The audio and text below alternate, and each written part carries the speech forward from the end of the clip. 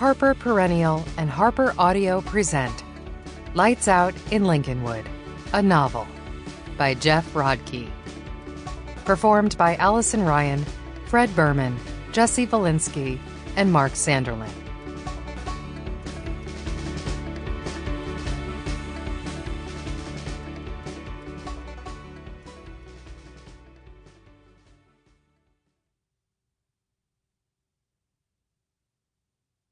October 2019. Tuesday. The Altmans. We're out of yogurt. It was less a statement than an accusation, which Dan delivered in a tone of wounded sorrow as he stared into the open refrigerator.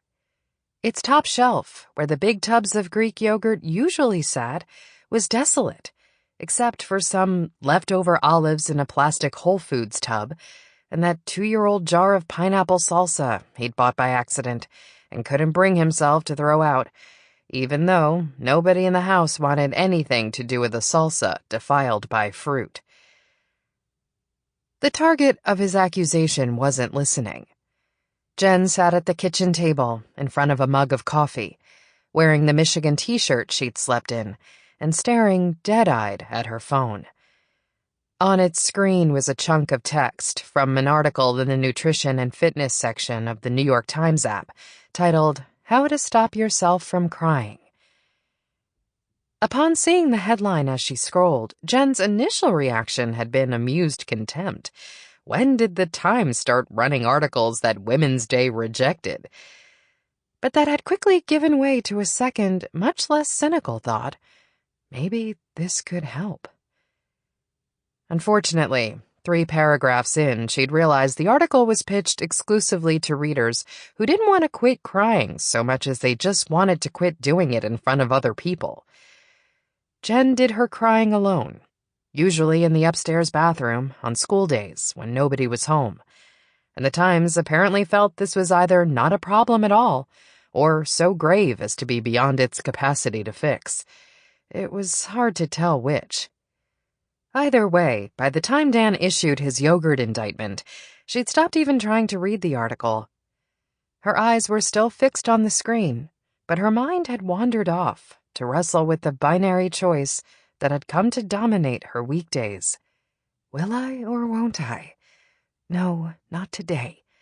Well, maybe. No, Jesus. But didn't you go shopping yesterday? Having failed to engage his wife's attention through passive aggression, Dan was trying again, without the passive part this time. I thought you were going to... Jen! Finally, she turned her head from the phone. What? Why didn't you go shopping yesterday? I did. I got dinner. Dinner had been lasagna and sautéed spinach carried out from Delectables, an overpriced gourmet place on Hawthorne Avenue that only sold prepared foods. She'd chosen it late Monday afternoon over more versatile shopping alternatives for a simple reason she didn't dare articulate to Dan. It was possible to drive to Delectables and back by executing only right turns. Why didn't you get breakfast stuff? I was working. I put in a fresh direct order. I don't know why it hasn't come yet. Jen's laptop was on the table, halfway between her and Max. She moved her coffee mug to clear a path and dragged over the laptop. Before she opened the screen, she reached out and smacked her 14-year-old son's free hand.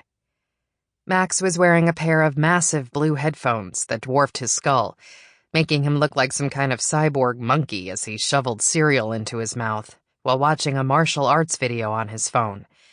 Its cracked screen lay flat beside the cereal bowl, little pinpoints of splashed milk speckling the image of a shirtless, steroid-swollen man in a mohawk who was conducting a tutorial on the mechanics of an elbow smash to the face. What? Max snapped. Quit staring at your screen. Jen scolded him as she clicked on the fresh direct link in her browser bar.